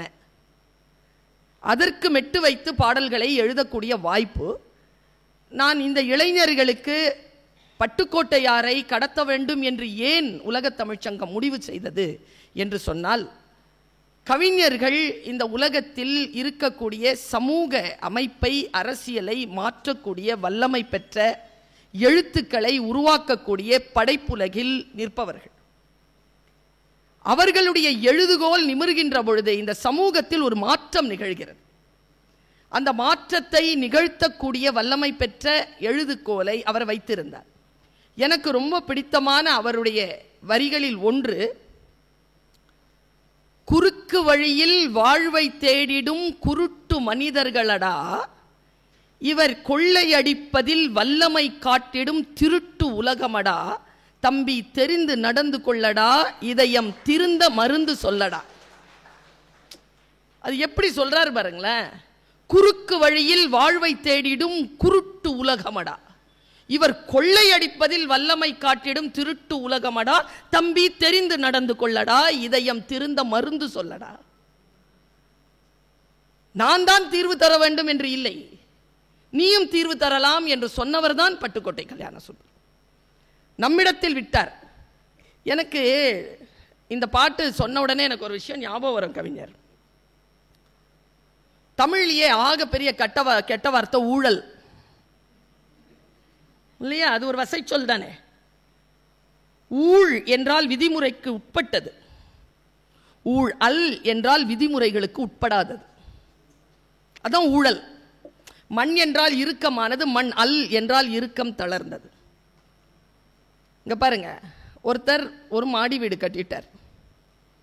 ஒருத்தங்க வந்து கேட்குறாங்க, இந்த வீடு எப்படிடா கட்டினேன்? அங்கே தெரியுது பாரு ஒரு பாலம், அது நான் தான் டெண்டர். வீடு கட்டிட்டேன். கேட்டவர் போயிட்டார். அவர் கொஞ்சம் வருஷத்தில் ஒரு வீடு கட்டிட்டார். இவரை விட 2 மாடி அதிகம். மொட்டை மாடியில் வந்து அவர் கேட்குறாரு, எப்படிரா ஒரு வருஷத்தில் கட்டிட்ட? நான் அங்கே தெரியுதா பாலம்? இல்லையே, அதான் இந்த வீடு. குறுக்கு வழியில் வாழ்வை தேடிடும் குருட்டு மனிதரடா, இவர் கொள்ளையடிப்பதில் வல்லமை காட்டிடும் திருட்டு உலகமடா, தம்பி தெரிந்து நடந்து கொள்ளடா, இதயம் திருந்த மருந்து சொல்லடா. பட்டுக்கோட்டையினுடைய பாடல்கள் எல்லாம், அது காதலாக இருந்தாலும் சரி, அது சமூக உணர்வான பாடல்களாக இருந்தாலும் சரி, அவர் ஒரு பேசிக்கலான்னு பார்த்தா அவர் ஒரு பொது உடைமைவாதி. அதில் கருத்து மாற்றமே இல்லை. அவர் எங்கே நடந்தாலும் அந்த இடத்துல அவர் உங்ககிட்ட நான் அவரை பற்றி அண்ணன் அவர்கள், மூரா அவர்கள் பேசுகின்ற பொழுது எவ்வளவு முடியுமோ அவ்வளவு வரலாற்று செய்திகளை உங்களுக்கு கடத்தினார்கள். எனக்கு உங்களிடத்தில் பட்டுக்கோட்டையாரை தெரிந்து கொள்ள வேண்டிய ஒரு விஷயம் என்னன்னு கேட்டீங்கன்னா, அவருடைய சுய உணர்வுள்ள சுய முயற்சியுடன் அவர் நடந்து அவர் வெற்றி பெற்ற வரலாறு. அவர் 26வது வயதில் தான் கவிதை எழுத தொடங்குகிறார். அதாவது சினிமாவுக்கு வரார். அவர் 15 வயசுல கவிதை எழுதுறார். 26 வயசுல தான் சினிமாவுக்கு வரார். 29 வயசுல இல்ல, 3 வருஷம் தான், ஜஸ்ட் 3 இயர்ஸ். ஒரு முதலமைச்சரை உருவாக்கிட்டு போயிட்டார் பாருங்க. 3 வருஷம் தான். ஒன்றும் இல்லை, அவருக்கு மூக்கில் வந்து ஒரு சைனஸ் ப்ராப்ளம். அதுக்கு ஆப்ரேஷன் பண்ணும் பொழுது சரியா பண்ணலை. அதில் வந்து ரத்தம் போக போக அவருக்கு யாரும் கூட்டிட்டு போகலை, எங்கேயுமே ஹாஸ்பிட்டல் கூட்டிட்டு போகலை. கடைசியாக அவர் சாயும் பொழுது சொன்ன வார்த்தை வந்து, எம்ஜிஆர் சார் கிட்ட சொல்லுங்க அப்படின்னு சொல்லிட்டு விழுந்துட்டார் கீழே. சுப்பிரமணியம் என்ற டாக்டர் தான் அப்புறமா பார்க்கிறார், முடியல. அக்டோபர் 8ஆம் தேதி அவருடைய உயிர் பிரிகிறது. அவர் பிறந்தது ஏப்ரல் 13. அவர் வாழ்ந்தது 29 ஆண்டுகள் மட்டும்தான். ஒரு மனிதன் இவ்வளவு குறைவான வாழ்க்கையில் வாழ்ந்துவிட்டு இவ்வளவு பிரம்மாண்டமான எழுத்துக்களை தந்துவிட்டு போய்விட முடியும் என்றால் முடியும் என்பதற்கு சாட்சிதான் பட்டுக்கோட்டை கல்யாணசுந்தரம். நான் அது பட்டுக்கோட்டையார் என்று மட்டும் நான் அவரை சொல்ல மாட்டேன். ஏனென்றால் அவருடைய பெயரை இந்த சமூகம் புரிந்து கொள்ள வேண்டும் என்பதற்காகத்தான் பட்டுக்கோட்டை கல்யாண சுந்தரம், பட்டுக்கோட்டை கல்யாண சுந்தரம் என்று நான் சொல்லிக்கொண்டே இருக்கிறேன். மக்கள் கவிஞராக வாழ்ந்தவர். அவர் வறுமையில் இருந்தவர். நான் குடியிருக்கக்கூடிய மிர்சாஹிப்பேட்டை வீட்டிலிருந்து ஒரு 150-200 அடி போனால் ஒரு 1/4 கிலோமீட்டர், 250 அடி இருக்கும், 1/4 கிலோமீட்டர் போனால் பொன்னுசாமி ஹோட்டல். அந்த பொன்னுசாமி ஹோட்டலுக்கு முன்னால் அவர் இருந்த வீட்டுக்கு பின்புறம் தான் ஒரு 25 ஆண்டுகள் என்னுடைய அலுவலகம் இருந்தது. அந்த இடத்துல ஒரு சின்ன ஒரு ரூம் தான். அதில் தான் ஓஏகே தேவர், இந்த ஓவியர் ராமச்சந்திரன் எல்லாரும் இருப்பார்களாம். அவர் ஒரு நாள் போய்கிட்டே இருந்திருக்கிறாரு. ஓஏகே தேவரை ராமச்சந்திரனும் கையில் பிடிச்சி நேராக பொன்னுசாமி ஹோட்டலுக்கு கூட்டிகிட்டு போய் 2 ரூபா சாப்பாடு சாப்பிட்ருக்காங்க. சாப்பிட்டுட்டு வீட்டுக்கு வந்திருக்காங்க. வீட்டுக்கு வந்துட்டு கதவை திறந்து பார்த்தா அவர் என்ன செய்வாராம், எடுத்து பென்சிலில் தான் எழுதுவார். அவர் பென்னில் எழுத மாட்டார், பென்சிலில் எழுதி எழுதி எழுதி எழுதி போட்டு வச்சுருப்பாராங்க. குவியலாக கிடக்குமா. பேப்பர் இருந்தால் எடுத்து எழுதிடுவாராம், எழுதி போட்டுருவாராம். Born poet போட்டுருவார். உள்ளே பார்த்தா ரூம் காலியாக இருக்குதான், ஒரு பேப்பர் இல்லை. எங்கடா என் பேப்பருங்கெல்லாம் அப்படின்னு கேட்டிருக்கிறார். என் காகிதம் எல்லாம் எங்கடான்னு கேட்டான். எங்கேயா நீ தான் பாட்டி எழுதி எழுதி தள்ளுற, ஒரு பையன் வாங்க மாட்டேங்கிறான். இந்த பேப்பர் கடைக்காரன் வந்தான், எல்லாத்தையும் தூக்கி போட்டோம். அதில் வந்த காசில் தான் நானும் நீயும் இப்போ சாப்பிட்டது.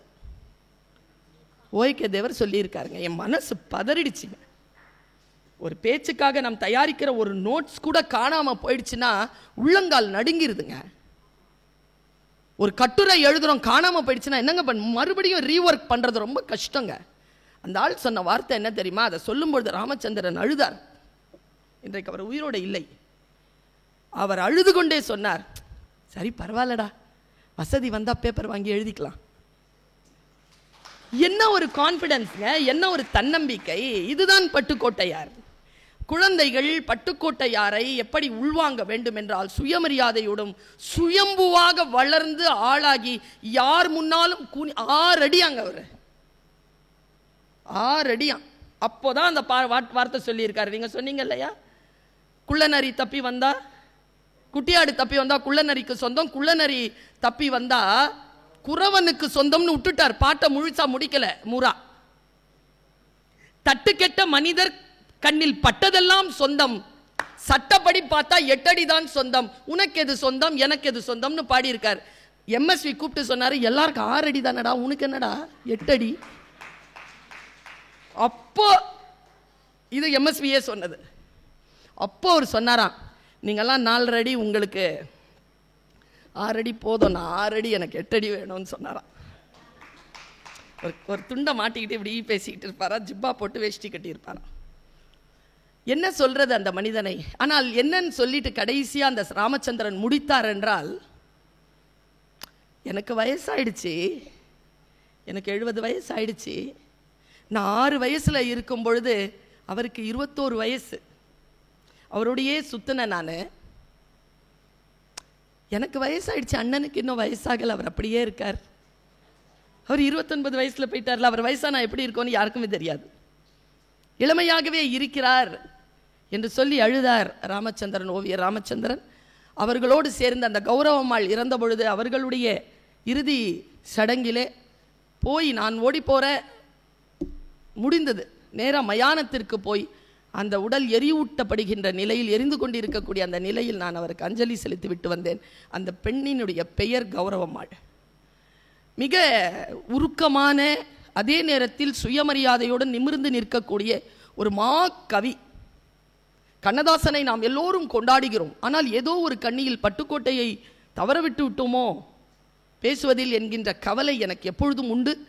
பாரதிதாசனுக்கு பிறகு கண்ணதாசன் என்று சொல்லுவதற்கு முன்னால் பட்டுக்கோட்டை கல்யாண சுந்தரம் என்கின்ற ஒரு மாபெரும் கண்ணி இருக்கிறது. அந்த கண்ணியையும் சேர்த்துதான் நாம் சமூகத்தில் கவிஞர்கள் வரலாறு எழுதப்பட வேண்டும் என்பதற்காகத்தான் உலக தமிழ் சங்கம் மதுரை என் பார்வையில் பட்டுக்கோட்டையார் என்ற தலைப்பில் நான் பேசுகிறேன் என்று சொன்ன பெருந்தகை கவிஞர் மூரா அவர்கள் இதை பேசுவதற்கான சூழலை ஏற்படுத்தி கொடுத்தோம். இதை கேட்டுக்கொண்ட மாணவ கண்மணிகள் மனதிலே ஏதேனும் ஒரு சொட்டாவது அந்த தமிழ் உணர்வையும் சுயமரியாதையும் சமூக விழிப்புணர்வையும் பெற்றிருந்தால் தமிழ்க்கூடல் நிகழ்ச்சி இன்றைக்கு வெற்றி பெற்றிருக்கிறது என்று சொல்லி வந்த உங்கள் அத்துணை பேருக்கும் என்னுடைய பாராட்டுகளையும் வணக்கங்களையும் தெரிவித்துக் கொண்டு இடம் சார்கிறேன். நன்றி, வணக்கம். அருமையாக பட்டுக்கோட்டையினுடைய மற்ற பரிமாணங்களை எல்லாம் எடுத்துரைத்த இயக்குனர் அம்மா அவர்களுக்கு நன்றி. சுயமரியாதையோடையும் சுயம்புவாகவும் வாழ்ந்தவர் என்பதை அழகாக பதிவு செய்தார். மூரா ஐயா அவர்களுக்கு சான்றிதழ் வழங்கி சிறப்பிக்குமாறு இயக்குனர் அம்மா அவர்களை அன்போடு அழைக்கிறேன்.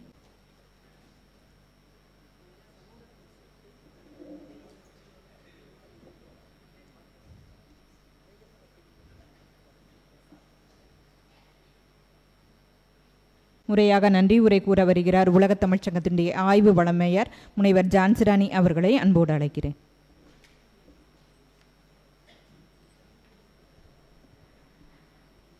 அன்பிற்சிறந்த தவமில்லை, அன்புடையார் இன்புற்று வாழ்தல் இயல்பு.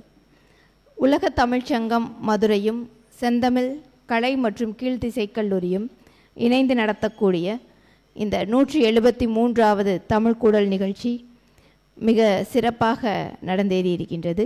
இந்நிகழ்ச்சிக்கு தலைமையேற்றி உரையாற்றி சிறப்பித்திருக்கும் உலகத் தமிழ்ச்சங்கத்தின் துணைத் தலைவரும் இயக்குனருமான முனைவர் ஈசா பர்வீன் சுல்தானா அம்மா அவர்களுக்கு எங்களுடைய மனமார்ந்த நன்றியினை தெரிவித்து மகிழ்கின்றோம். தமிழ்க்கூடல் உரையில் அந்த விட்ட இடத்தை பிடித்தவர்கள் என்றபோது அந்த உலகத் தமிழ்ச்சங்கத்தின் நோக்கத்தினை அம்மாவுடைய உரை இன்றைய நிறைவு செய்தது.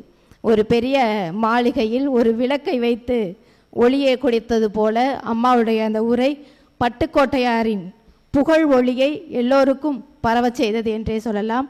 மிகச் சிறப்பான இந்த உரைகள்லாம் நாங்கள் காணொலியில் பார்த்தே மகிழ்ந்தவங்க.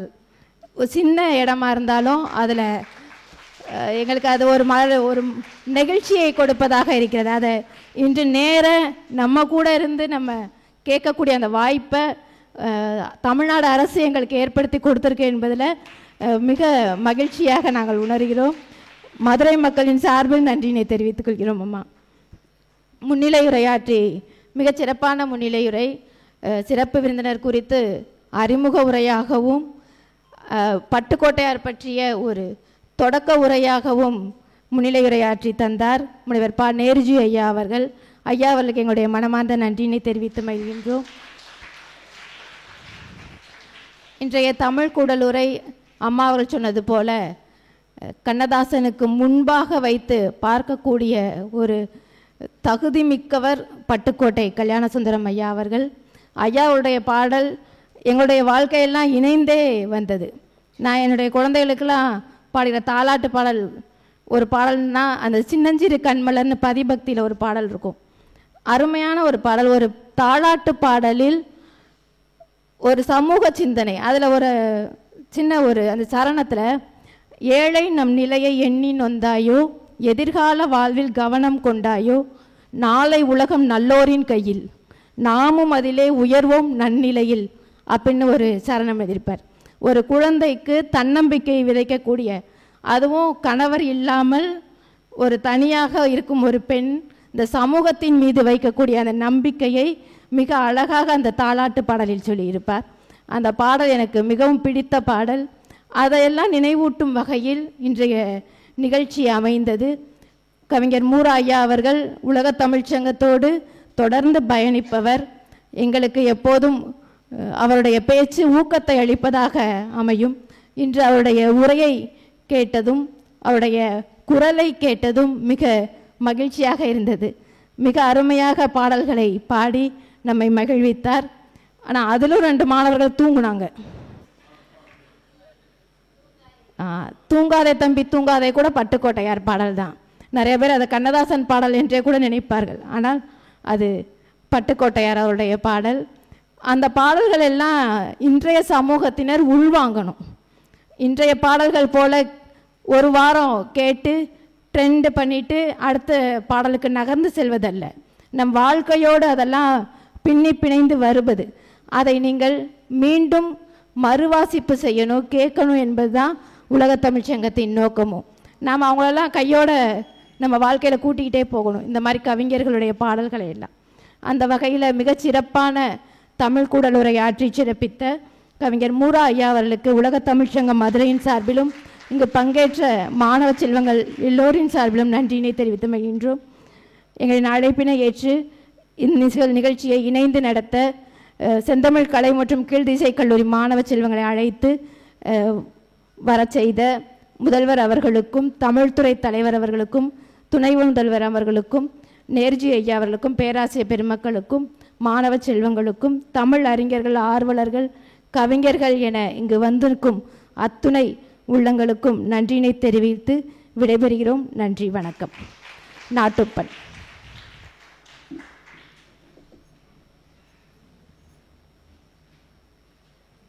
जनगणमन अधिनायक जय गे भारत भाग्य विधाता पंजाब सिंध गुजरात मराठा द्राविड उत्कल बंगा विंध्य हिमाचल यमुना गंगा उच्चल जलसितरंगा तब शुभ नामे जागे तब शुभ आशीष मागे गागे तब जय गादा जनगण मंगलदायक